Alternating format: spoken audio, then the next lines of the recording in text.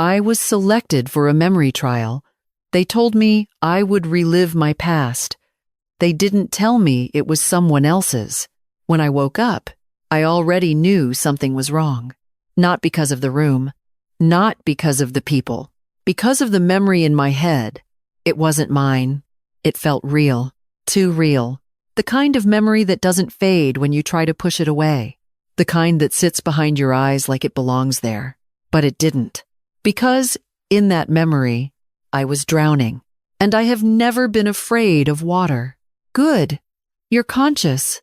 The voice came from my left. Calm, professional, detached. I turned my head. Slowly, carefully. Because movement felt delayed. Like my body was catching up to something. A woman in a gray uniform stood beside the bed. Tablet in hand. Eyes scanning me. Not looking at me. Measuring me. How do you feel? She asked. Simple question. Wrong question. Confused, I said. That part was true. She nodded. Typed something. Expected. That word. Expected. Like this wasn't new. Like this wasn't unique. Like this wasn't me. What is this place? I asked. No hesitation. No fear. Just clarity. Because fear comes after understanding. And I wasn't there yet. You volunteered, she said. Of course I did. That's always how these stories begin. Consent. Agreement. Choice. The cleanest way to remove responsibility. For what? I asked. She looked at me then. Actually looked. For a moment. Then back to the tablet. Cognitive integration trial, she said. Big words. Empty meaning. What does that mean? Pause. Brief. Calculated. You'll remember soon. That was the first problem. Because memory doesn't arrive. It exists. Or it doesn't. It doesn't come later. Unless it's not yours. Have you ever remembered something that never happened to you? If yes, comment number 1 below. I read every single one. They left me alone after that. Not entirely. There were cameras. Of course, there were cameras. Always in the corners. Always watching. But no one inside the room. No interruptions. No explanations. Just time. Time to think. Time to notice. Time to remember things I shouldn't. At 11:07 a.m., I remembered a name. Not mine. A. Heise. Daniel. It came out of nowhere. Sharp. Clear. Heavy. Like it mattered. Like it was important. But I don't know any Daniel. Or at least, I didn't. Then the images started. Water. Cold. Dark. Pressure in my chest. Hands reaching. Slipping. Failing. And then, nothing. I sat up too fast. Pain shot through my head. Bright. Blinding. Real. Good. Pain anchors you. Pain tells you what's happening now. But the memories, they weren't pain. They were something else. Something older. Something borrowed. That was the first layer. The realization that what I was remembering wasn't mine. Day 2. They started asking questions. Not normal questions. Not, how are you feeling? Not, do you remember your name?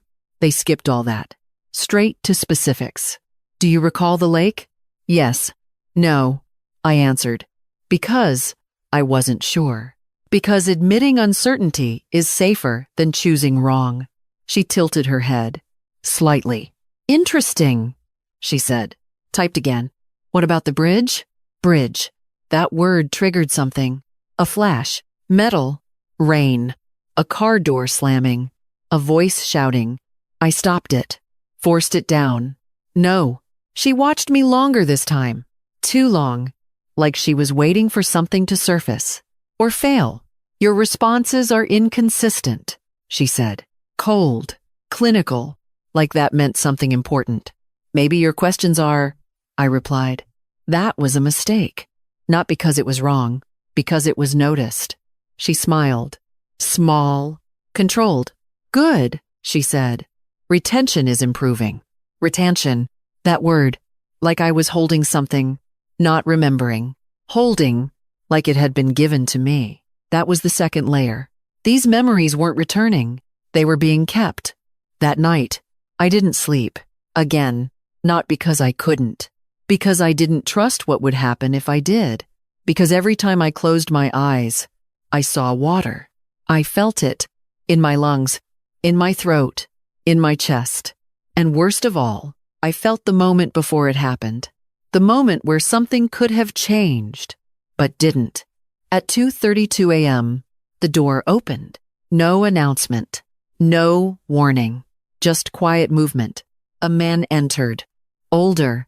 No uniform. No tablet. That made him more dangerous. Because people with nothing to record already know what they need. You're progressing faster than expected, he said. There it was again. Expected. Predicted. Controlled. Whose memories are these? I asked. No build-up. No hesitation. Because the question had been waiting. He didn't answer. Of course he didn't. Instead, he asked, "What do you remember?" Deflection. Classic. I remember drowning, I said. Good, he replied. Good. That word shouldn't belong there. Not with that sentence. Someone died, I added. His eyes sharpened. Just slightly. Did they? He asked. That was the third layer. Uncertainty. Because memory tells you what happened, but not always what it means. Day 3. They showed me a photo. A man. Mid-30s. Dark hair. Tired eyes. Familiar. Too familiar. Do you know him? She asked. I looked at the photo. Long. Carefully. Because recognition is dangerous when you don't know why. Yes, I said, before I could stop myself. Her fingers paused over the tablet. Who is he? I opened my mouth. Nothing came out. Because I didn't know. Not really. But I felt it. The connection. The weight. The importance. I don't know, I said finally. That was the truth.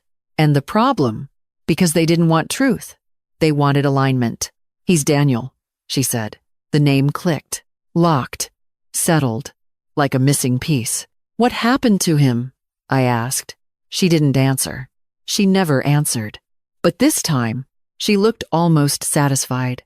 That was the fourth layer. They weren't testing what I knew. They were testing when I would accept it. Day 5.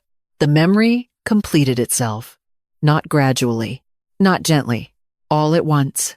Violent. Overwhelming. Final. I wasn't just watching anymore. I was there. In the car. Rain hitting the windshield. Daniel in the driver's seat. Me. No, not me. Someone else. In the passenger seat. Arguing. Voices raised. Tension. Then, a swerve. The bridge. The guardrail breaking. Water rushing up. Impact. Silence. Then panic. Hands grabbing. Trying to open the door. Trying to escape. But only one of us made it out. Only one. And as the memory ended, I knew something I wasn't supposed to know. Daniel didn't drown. He was left. That was the 5th layer. This wasn't an accident. It was a choice. I didn't wait for them this time. I called for them. Demanded. Because once you know the truth, silence becomes unbearable. They came quickly. Too quickly. Like they had been waiting. He was left there, I said. No greeting. No setup. Just the conclusion. They exchanged glances. Subtle. Quick. Meaningful. Who? She asked. But she already knew. We all did. Daniel, I said. And someone else survived. Silence. Heavy. Tight. Controlled. And you think that someone was? She prompted. I looked at her. Straight. Steady. Because now I understood the game. Me, I said. That was when everything changed. Not dramatically. Not visibly. But completely. Because for the first time, they stopped correcting me. That night, he came back. The man without the tablet. You've reached integration, he said.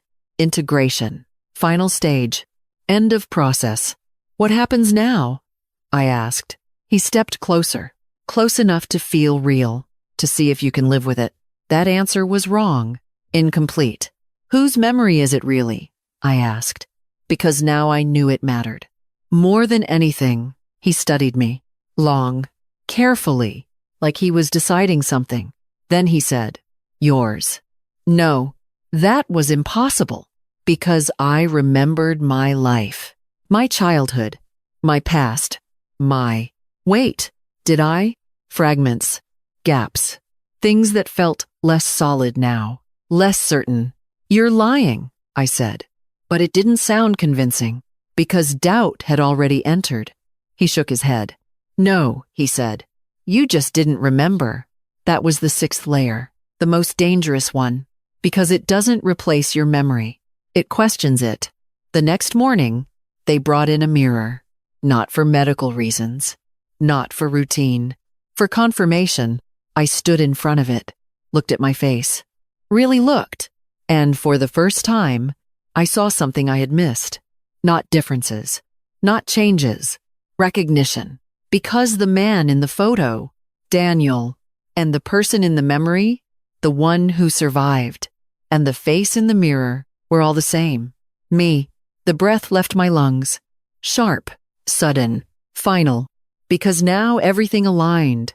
The trial, the memories, the questions. They weren't giving me someone else's past. They were giving me mine, the one I had buried, the one I had escaped, the one I had rewritten. "You chose to forget," the woman said behind me. I didn't turn. I couldn't, as if I did. "It would make it real." "We helped you remember," she continued. Helped.